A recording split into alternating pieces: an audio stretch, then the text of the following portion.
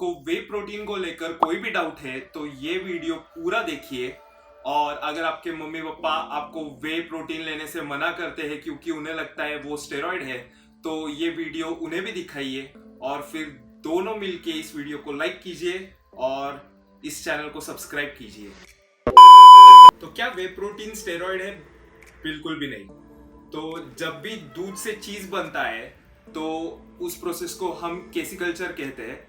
तो उस प्रोसेस में जो fluid as a by product निकलता है तो उसे वे प्रोटीन कहते हैं। तो उसके बाद जो ये सप्लीमेंट कंपनीज होती है इस फ्लूइड को पाउडर फॉर्म में कन्वर्ट करते हैं और उसमें बाकी के न्यूट्रिएंट्स ऐड करते हैं, तो ये होता है वे प्रोटीन। तो आपका सबसे इंपॉर्टेंट क्वेश्चन, क्या ये सेफ है? तो आंसर है हाँ, ये बहुत ही सेफ है। बल्कि दुनिया में सबसे ज्यादा रिसर्च इस सप्लीमेंट को लेके हुआ है, इसके सेफ्टी के बारे में, और ये प्रूव भी हुआ है कि ये एक बहुत ही सेफ सप्लीमेंट है और इसे कोई भी यूज कर सकता है। छोटे बच्चे से लेकर घर में आपके ग्रैंड पेरेंट्स हो तो वो भी यूज कर सकते हैं। तो नेक्स्ट क्वेश्चन है, क्या हमें वाकई में प्रोटीन अपने डाइट में सप्लीमेंट करना चाहिए कि नहीं चाहिए?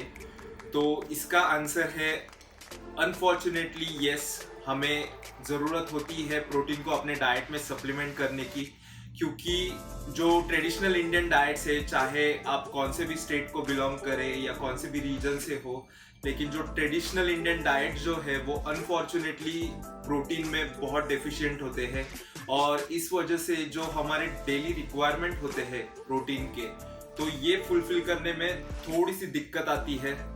और जैसे सब लोग जानते हैं कि प्रोटीन का काम सिर्फ मसल बढ़ाना नहीं होता है, हमारे जो बॉडी के सेल्स है वो भी प्रोटीन से बनते हैं और ऐसे बहुत सारे फंक्शंस होते हैं प्रोटीन के।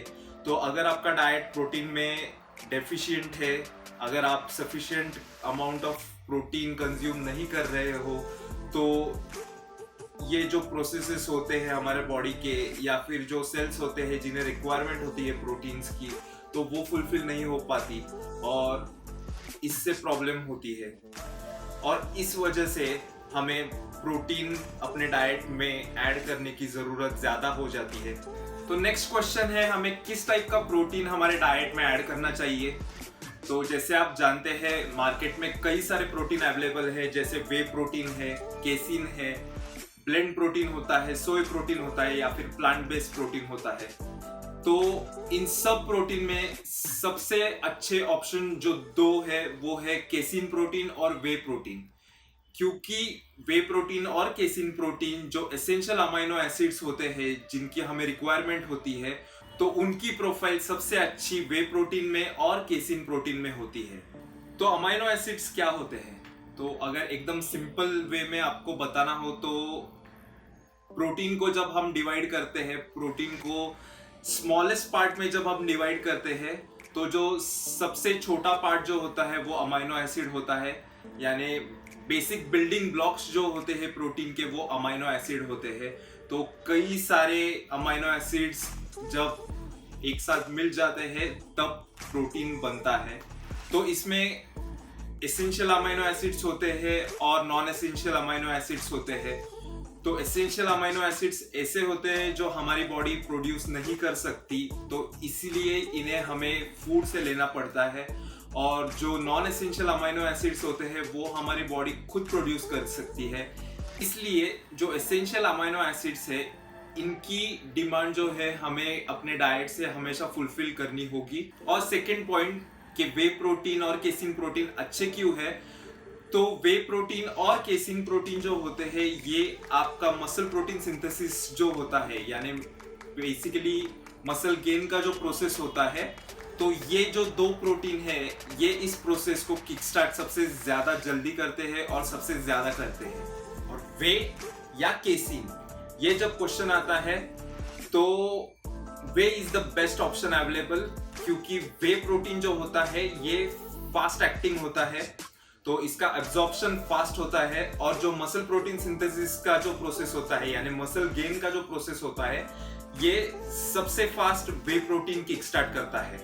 और केसिन प्रोटीन जो होता है ये एक स्लो डाइजेस्टिंग प्रोटीन है, इसलिए जो मसल प्रोटीन सिंथेसिस यानी मसल गेन का जो प्रोसेस है वो ये थोड़ा धीरे स्टार्ट करता है और जो पेस होता है इस प्रोसेस का वो भी केसिन प्रोटीन के साथ थोड़ा स्लो होता है। और दूसरा जो इम्पोर्टेंट रीजन है कि आपको वे प्रोटीन क्यों हमेशा यूज करना चाहिए केसिन के ऊपर, तो वे प्रोटीन में ल्यूसीन जो होता है, जो एसेंशियल अमाइनो एसिड मैंने आपको बताया, तो ल्यूसीन एक एसेंशियल अमाइनो एसिड है। तो ल्यूसीन कंटेंट जो होता है वो वे प्रोटीन में सबसे ज्यादा होता है। तो ल्यूसीन ऐसा अमाइनो एसिड है जो मसल प्रोटीन सिंथेसिस का जो प्रोसेस है उसे किक स्टार्ट करता है। तो ये बहुत ही एसेंशियल अमाइनो एसिड है और हमारे डाइट में अगर हमारे हर एक मील में ल्यूसीन का जो कंटेंट है वो 2 ग्राम से लेकर 2.5 ग्राम तक हो तो मसल गेन या मसल प्रोटीन सिंथेसिस की जो प्रोसेस होती है वो बहुत अच्छी तरह से होती है हमारी बॉडी में।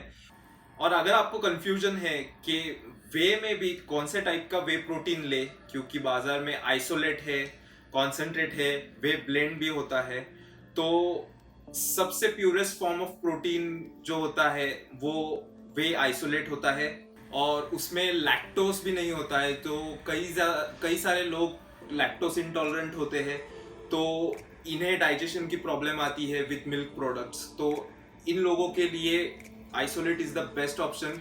लेकिन जिन लोगों को वे कॉन्सेंट्रेट यूज करना है तो वो यूज कर सकते हैं, ऐसे कोई भी प्रॉब्लम नहीं होने वाली है। It's just the amount of carbs. Way isolate में कार्ब्स थोड़े कम होते हैं और जो कॉन्सेंट्रेट होता है उसमें थोड़े से ज्यादा होते हैं, या फिर जो ब्लेंड होता है, जो कॉन्सेंट्रेट और आइसोलेट का ब्लेंड होता है तो उसमें कार्ब्स थोड़े ज्यादा होते हैं। एक और बात, जो लोग वीगन है वो प्लांट बेस्ड प्रोटीन यूज कर सकते हैं। एज एवरीवन नोज कि उन्हें सिर्फ प्लांट बेस्ड प्रोटीन का ही ऑप्शन अवेलेबल होता है, तो वो लोग प्लांट बेस्ड प्रोटीन यूज कर सकते हैं। But the only thing with plant based protein is कि जो मसल प्रोटीन सिंथेसिस का जो प्रोसेस होता है यानी मसल बिल्डिंग का, वो प्लांट बेस्ड प्रोटीन जो होते हैं वो थोड़ा स्लो स्टार्ट करते हैं और थोड़ा कम करते हैं। नेक्स्ट टॉपिक है आपको आपका प्रोटीन सप्लीमेंट कब लेना चाहिए, when you should take it. So इसका सबसे इजी आंसर है कि जब भी आपके बॉडी को इसकी सबसे ज्यादा रिक्वायरमेंट हो। तो जो लोग लिफ्टिंग करते हैं, जो लोग जिम जाते हैं, तो उन्हें इसकी सबसे ज्यादा रिक्वायरमेंट होती है पोस्ट वर्कआउट, उनके वर्कआउट के बाद, क्योंकि बहुत सारा मसल ब्रेकडाउन होता है। तो उसके रिकवरी के लिए the best timing is post workout. और जो सेकेंड बेस्ट टाइमिंग है कौन से भी प्रोटीन सप्लीमेंट के लिए, वो है जब भी आप सोकर उठते हैं तब। जब आप सोते हैं 8 या जितना भी टाइम आप सोते हो, तो वो बेसिकली एक फास्टिंग पीरियड बन जाता है। तो उसके बाद आपके बॉडी को रिकवरी की सबसे ज़्यादा ज़रूरत होती है। तो इसीलिए protein is the best nutrient you can give to your body for requirement. तो that is the second best time. इसमें और एक चीज़ का आपको ध्यान देना है कि अकॉर्डिंग टू रिसर्च, अगर आप प्री वर्कआउट मील में कंफर्टेबल अमाउंट ऑफ प्रोटीन ले रहे हो या सफिशिएंट प्रोटीन ले रहे हो, तो जो आपका पोस्ट वर्कआउट वे प्रोटीन शेक जो होता है तो उसका एब्जॉर्प्शन थोड़ा सा कम हो जाता है। तो इसलिए बेसिकली आपका जो शेक है वो थोड़ा सा कम एफिशिएंट हो जाता है।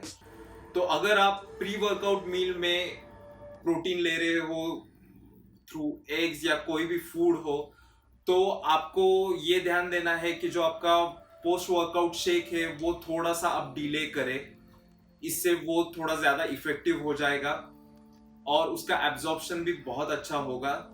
तो जो लोग केसिन भी अफोर्ड कर सकते हैं तो उनके लिए the best timing of casein is just before the bed. जब भी आप सोने जा रहे हो तो जस्ट उससे पहले केसिन आप ले सकते हो। जैसे आप सब जानते हैं कि केसिन स्लो डाइजेस्टिंग प्रोटीन होता है, तो जब आप सो रहे हो तो जो रिकवरी प्रोसेस जो बॉडी का होता है वो जब स्टार्ट होता है तो you need slow acting nutrients जो काफ़ी देर तक रिकवरी करे और मसल प्रोटीन सिंथेसिस करे। तो इसके लिए casein is the best option. कितना वे प्रोटीन आपको लेना चाहिए, यानी कितने स्कूप आपको लेने चाहिए, तो अकॉर्डिंग टू रिसर्च आपको 20 से 25 ग्राम वे काफ़ी होता है, उससे ज़्यादा लेने की ज़रूरत नहीं है।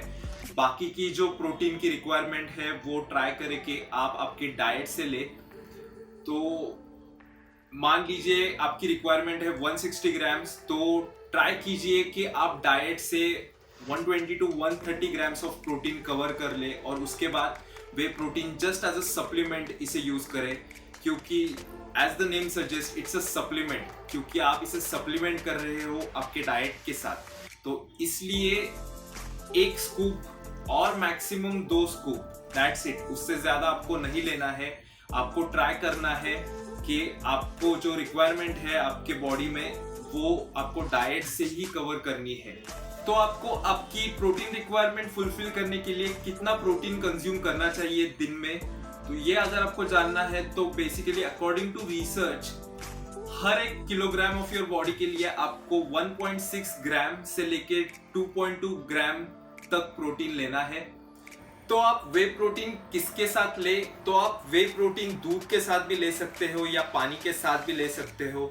इससे आपकी मसल बिल्डिंग जो प्रोसेस है, मसल प्रोटीन सिंथेसिस, तो उसमें कोई फर्क आने वाला नहीं है। लेकिन एक बात है, अगर आपका वे प्रोटीन जो है वो पोस्ट वर्कआउट ले रहे हो, तो पोस्ट वर्कआउट जो रिक्वायरमेंट होती है रिकवरी की बॉडी की, तो वो सबसे ज़्यादा होती है और इसके लिए it requires fast acting protein. तो हमारे बॉडी की रिक्वायरमेंट होती है कि एक फास्ट एब्जॉर्प्शन वाला प्रोटीन उसे चाहिए। तो इसलिए अगर आपका प्रोटीन शेक जो है वो आप अगर दूध के साथ ले रहे हो, तो बिकॉज ऑफ मिल्क, दूध की वजह से वो एक स्लो डाइजेस्टिंग प्रोटीन बन जाता है, और अगर आप ये पानी के साथ ले रहे हो तो ये एक फास्ट एक्टिंग प्रोटीन रह जाता है। तो the best option post workout is with water. तो वो आपके ऊपर है कि आप उसे दूध के साथ भी ले सकते हो या फिर पानी के साथ भी ले सकते हो। एक बेस्ट टिप है कि अगर आप बल्क कर रहे हो तो try to go with milk, क्योंकि इससे वो कैलोरीज बढ़ जाते हैं। और अगर आप कट डाउन कर रहे हो तो try to keep it with water, आपको पानी के साथ ही लेना है। तो इससे आप थोड़े से आपके कैलोरीज बचा लेते हो बाकी के फूड आइटम्स के लिए। So that's it about way protein. अगर आपको कोई भी डाउट है और कोई भी क्वेश्चन है तो आप नीचे कमेंट सेक्शन में टाइप कर सकते हो, मैं उसका जवाब ज़रूर दूंगा। और अगर ये वीडियो आपको पसंद आया तो लाइक कीजिए और इस चैनल को सब्सक्राइब कीजिए, क्योंकि मैं बहुत सारे वीडियोस बनाने वाला हूँ जो होपफुली आपके लिए बहुत हेल्पफुल हो। तो मिलते हैं अगली वीडियो में। पीस।